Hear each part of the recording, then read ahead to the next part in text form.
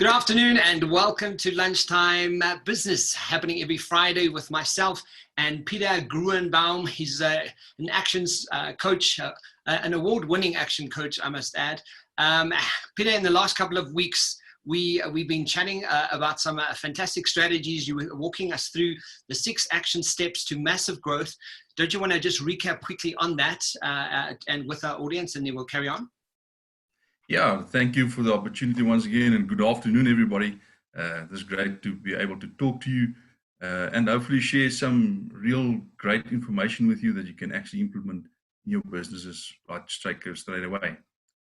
Kevin, yeah, let's recap. If you mind, can I share my screen again with you? Absolutely. Then we can recap on where we were. There we go. All right, I'm just going to open up the presentation view. There we are. All right, so we started off last week with mastery, and there are 4 pillars to mastery. There are the 6 steps that we need to work on our businesses to actually reach the massive results. So in mastery, there are 4 steps. We started last week with destination mastery. Today, I would like to stand still and discuss a little bit the next most important thing, or one of the most important things, if not the most important, is money. The money mastery. How do you master money? But because we are in COVID-19 and there's a lot of people that's now hopefully, and with the great news is that restaurants are going to open and a lot of new or older businesses are going to open and start working again. Yeah. So I thought let's make a specific on money and look at the 9 strategies on cash flow, things that people can implement and use for that. And maybe just concentrate a little bit on cash flow. After the speech last night, it does seem like we are moving in the right direction. And I know that in the news, they found a drug that might potentially help a lot with COVID. So all in all, really good news. And, but as you say, Pieter, the cash flow, I think, is what most businesses struggle with. Even as a business owner, I know that when there isn't cash flow and some months are quite slow, it's unbelievably stressful, and I got to start phoning the bank and getting all those things. Absolutely. So I know the cash flow is really. So what do you have for us that can actually change this, and how do we make this better? All right, let's look at. There are 9 strategies, but first let's look at the definition of cash flow. Okay, and this is the Oxford Dictionary definition. It's the total amount of money being transferred into and out of a business, especially as affecting liquidity. So it affects your liquidity, and we all know that. But just to say, this is what it's all about. It's about the money in and out of your business. Okay, so let's look at 9 strategies, for instance, critical strategies that you can follow. First of all, now after COVID and going forward, it's cutting the costs, managing your human capital, reporting, postponing large purchases. Do not discount. I'll get into all of these in a little bit more detail just now. Extend your credit, cash is king, productivity and delivery. All right, so let's look at each of these in a little bit more detail. Okay, cutting costs, what are examples? What can you do? What are you used to that you can do without in a thriving economy? What are the things that you actually had that you could afford that you can now do without? Things that you can actually turn into cash or just maybe do without on a monthly basis, whatever the case may be. Pieter, I want to add to that. I know this is harsh. It is difficult, but one of the things I would like to advise people on is I do a lot of my own marketing, but I use a free software online called Canva.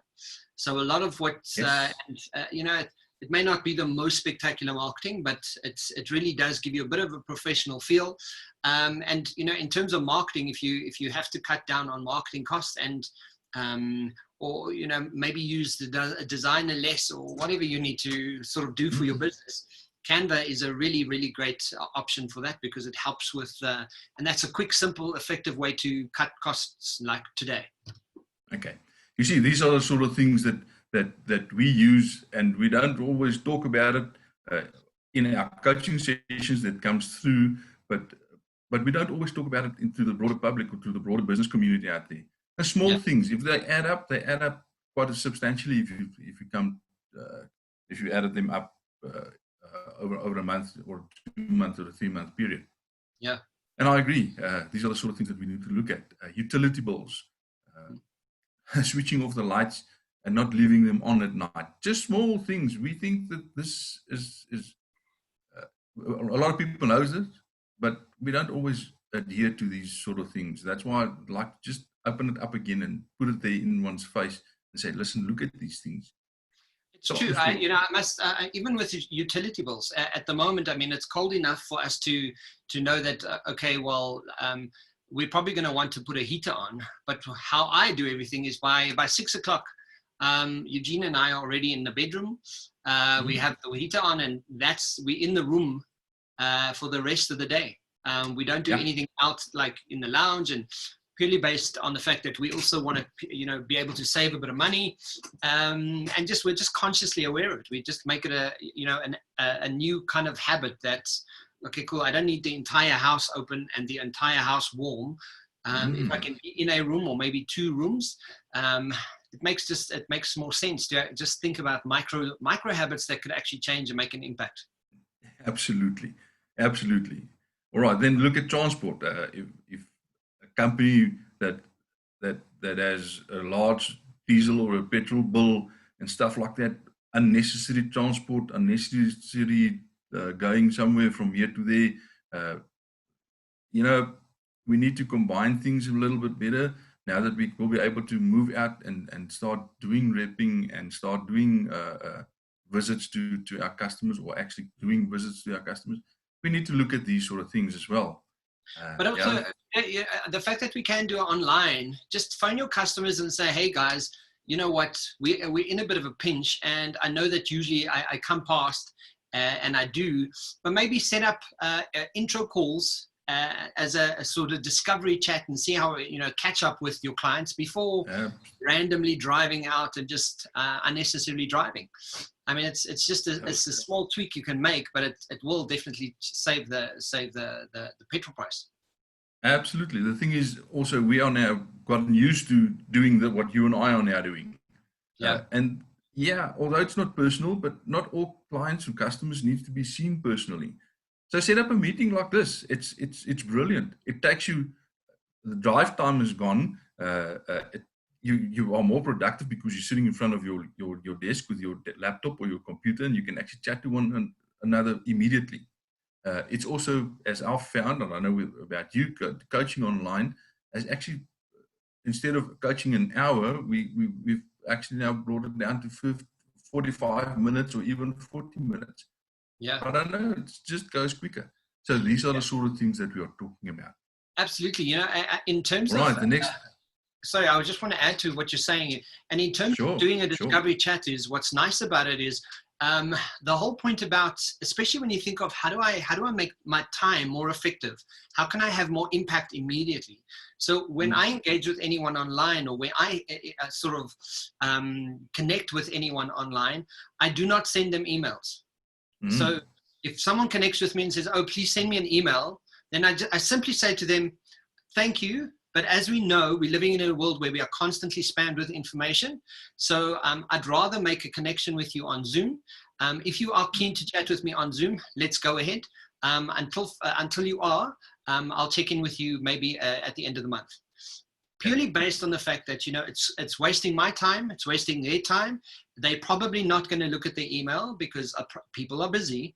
So you're just cutting, it cuts the actual time and energy that you're actually putting into wanting to get to that client. It's like, no, if he's not into wanting to set up an appointment now, move it and get the guy that actually wants to, because it just turns out a lot more productivity as well. Cool. We'll get to that as well. We'll get to the productivity side as well. Sorry. That's cool. No, but that's exactly what this is all about. Is this discussion needs to be taken further and further for everybody to actually say, but I can actually do this in my business.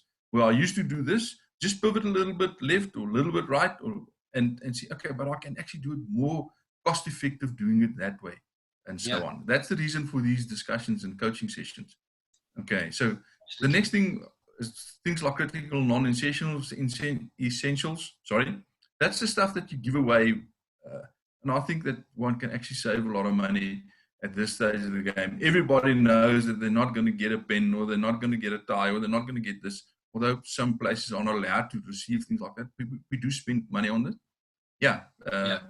Sponsor days and events. I know that it's going to be open now again, that we can have conferences again and stuff like that. But be more diligent in doing it, not just for the sake of just marketing. There must be something coming out of it, as we've spoken about marketing previously. So these are the sort of things that's upfront that one can look at. Okay, the second strategy is human capital. Now, this is a very, very tricky one because everybody wants to keep as many of their staff as possible. What are you going to do? Are you going to cut your salaries? Going to have layoffs?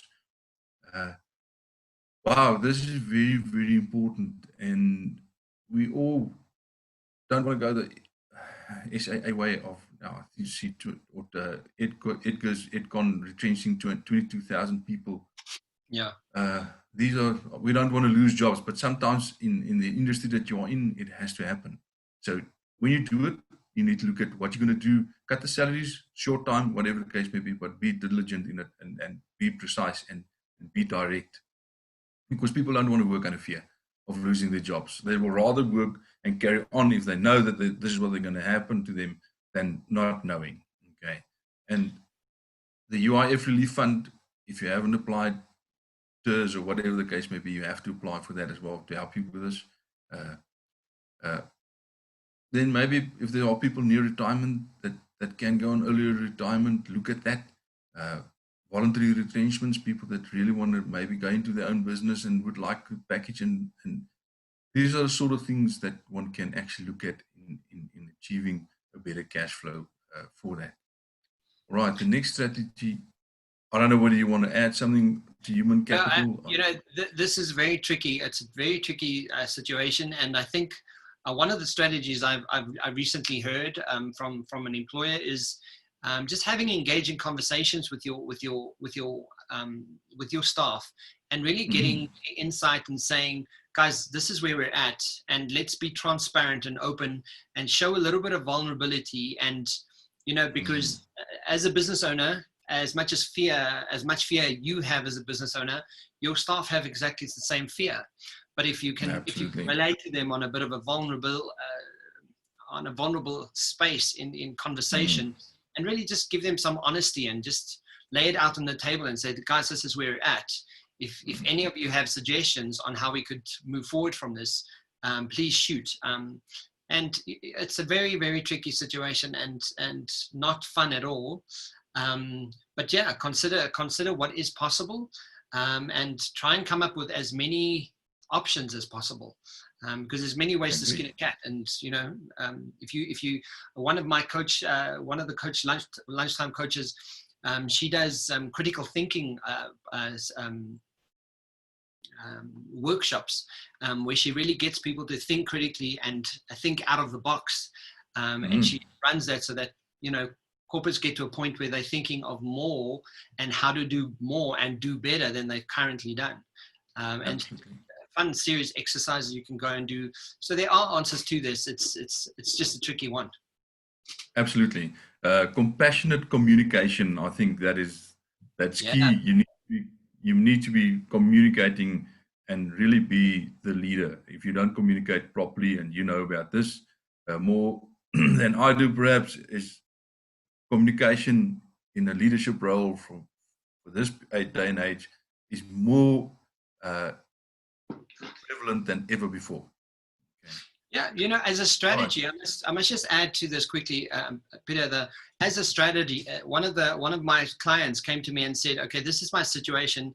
I've been retrenched. I really need someone to help me get to this next level. I have problems with X, Y, and Z." And she listed all these problems, and she's now moved back home from living on her own back to her mom's house with a child, but she needs help. And I said to her, okay, cool. So what do we do? And she's like, well, she doesn't know and she needs answers. So I said to her, okay, cool. This is what I'll do is I'll have coaching sessions with you every week. All I want from you is referrals. So I came up with a simple strategy. As much as I'm not getting cash in hand, I am getting names.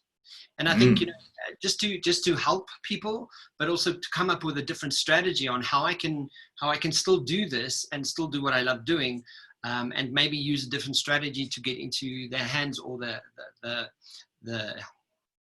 what do you call it, into someone else's phone book. And it's just it's a different kind of strategy. It may not work for everybody, obviously, but yeah, it's trying to think of that. Well, what can I do now, and what will work so we both winning? Absolutely. It needs to be a win-win situation. Absolutely. Yeah. All right. So the third strategy is reporting. One would think, okay, but why reporting? What's this got to do with cash flow? Well, you can't manage what you don't see. Okay. And what you see, you can actually do something about. And if you see it more often, it's in your face, so you have to do something about it. So you need to have a cash flow report on a daily basis. Sales reports, profits, all your reports that you thought of every 3 months or every 6 months, maybe every once a month, you need to actually look at them daily so that you can pivot and do something immediately, and not over a month or 2 or 3 from now on. So yeah, this is also very important to me as a business owner as well, to know where you are standing. Now this can go, stuff like your break even, and all these things that you need to know. Okay, so reporting is key, because you can't manage what you don't see. Yeah. Right. The third thing is postpone any purchases. We're talking about capital expenditure, excessive inventory, cut your stock levels from to 30 days where it was 60 or 90 days. Sell old redundant stock, even at cost or even at less, just to get the cash flow going. If you've got stock that's on the floor that's been lying there for 3 to 6 months, and maybe longer, get that money in. Even if you take a loss, you've already taken a loss with actually lying there without you selling it, because you paid for it. So that cash gap, be aware of that cash gap. How long does your stock lie on the floor before you get rid of it? And managing your stock levels, be critical, and manage that even more diligently than ever before, so that you don't sit with dead capital on your floor, wherever you are, and get that out. So, okay, so how are we for time? Okay. We do have probably another 5 minutes. Okay. The first thing that you have to look at is don't discount, add value. Okay, so what do I add value to? We as a service industry, in the service industry, it's easy for us because we actually sell our time, so we can give a free coaching session here, and we can maybe add value by extending your coaching sessions from 2 a month to 4 a month. But how do we actually add value when you're in a retail store? Well, service, great service and stuff like that, it's not adding value. That is a given. If you don't give great service or excellent or over-the-top service that people expect of you, that's not adding value. You need to add value on a different level, different things, different stuff. And that's, again, thinking out of the box. You know what goes on in your store or in your business, whatever the case may be. You can add value to anything by just thinking a little bit out of the box. Something that you can add that's not going to cost you money as such, maybe time, effort, energy, delivering to a house or to another business or whatever the case may be, might be a value add. Stuff like that you need to do. Okay. Absolutely. All right. The sixth thing that you need to extend your credit. I don't know, now after 3 months of being in lockdown, banks has already clamped down and are looking critically at your cash flow and your so on. But if you can, it's advisable if you can extend your credit at this stage, because to keep you afloat, to keep the cash flow going, and sometimes opportunities might come up where you can buy cheap stock for a better price, or chop stock for a better price not cheap stock, sorry, for a better price that you did not have because it's lying on the floor of your suppliers and so on. And if you don't have cash, you can't get to it. Yeah. Okay. So, okay. Then cash is king. We have to, if you can get in 50% up front and the rest on delivery, whatever the case may be, make it easier for your customers to pay. If you can get cash up front, and it's much better for you to have your cash flow. And I think this makes sense just by saying it. If you've got your shortened your payment periods where you have 30 days to 7 days and 60 days to 30 days, get your cash flow rolling as quickly as possible and as best as possible. Okay. You can add value for early payments as well. Right. If you don't really discount, but if you pay me cash, you can add value to that. Okay. Then productivity, we've touched on it. Okay. Maybe there are cost centers in your business that you can actually turn from cost center situation, which is administration and so on, to a sales position. Because sales is now key. We need to get to sales. You need to train these people. Yeah, it will take maybe a longer time, but you have to train these people. Stuff like that, just monitoring your time logs. Yeah. People clocking in and clocking out. Is it done properly? Okay. Then communicate your goals. Communicate where you are going, what we have spoken about already. Communication is so vitally important for you, between you and your people. It's not even funny. So, yeah, stop speculation. Would it be fair to, sorry, Pieter, but would it be fair to assume that, currently long-term goals are great, but at the moment, because we are where we are and things are happening quite differently than they ever have before, would it be suggested to maybe break those goals down into maybe weekly goals and maybe monthly goals to really just get, how do we do the absolute necessary for this week? Because that way, looking at the big picture, very often we find that, it might create a bit of despondence. It might create a big number that I don't really want to face. But if I break it down to that 1 week, what do I have to do this week? It alleviates that bigger picture the whole time.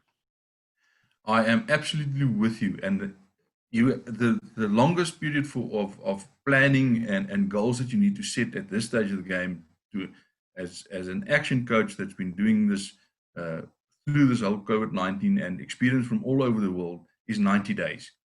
If you can have a 90-day plan, and that we can help you with, set up your 90-day plan. But you break that 90-day plan down into actually daily achievements, daily plans, daily goals to achieve for a week, then for 2 weeks. You are absolutely right. The long-term goals, that's there. They still need to be done.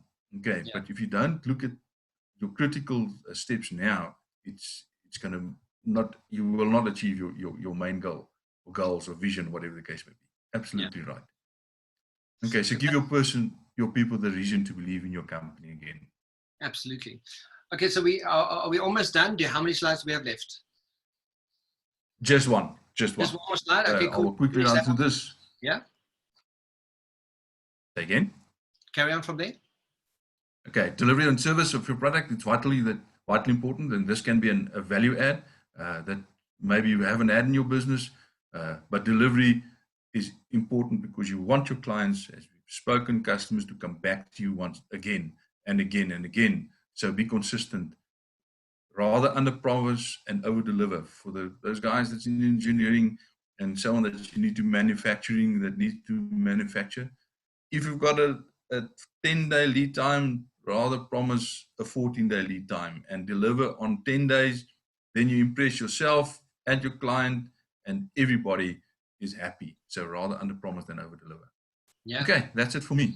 Fantastic. Thank you, Pieter. Thank you for joining us on Lunchtime Business today. I know that it's not always sufficient enough time for us to really divulge, but I mean, we've got some nice 9 areas at least that's going to give us some good clarity on asking some really important questions. Lastly, I would just want to leave you with, Pieter, we're going to give away some free coaching You mentioned that, well, we both mentioned that if anyone messages us directly, if they are on any of the social media platforms and they hashtag Lunchtime Business and say, I want my free coaching session, you can either check on Peter's social media as well as my social media. And if you message us directly and go hashtag Lunchtime Business, we will give you a half an hour, 45 minutes free coaching, and just give you some more insight and help you to where you need to be and what those next steps can be for your business or for your life. And then lastly, I have this wonderful series that I've started called the Imagine series. And imagine if you're waking up feeling like there's a point to all of this. Thank you guys. My name is Kevin, and Peter, thank you for joining us. This is Lunchtime Business. It's going to be happening every Friday, and we will see you next week. Ciao. Ciao. Thanks. Keep safe.